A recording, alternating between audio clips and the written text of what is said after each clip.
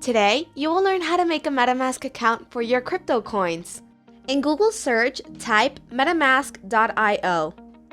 You will open the first link that appears. In the upper right side, click on Download. It's available for 3 types of software: Chrome, iOS, and Android. In this case, we're going to click on Install Metamask for Chrome. Click on Add to Chrome. Confirm that you want to add extension. Click on Get Started. Once again, click on I agree. You are going to choose the second option, which is to create a wallet. Create a password of at least 8 characters. Once you have set a password, accept the terms of use and click on Create. Again, click on Next.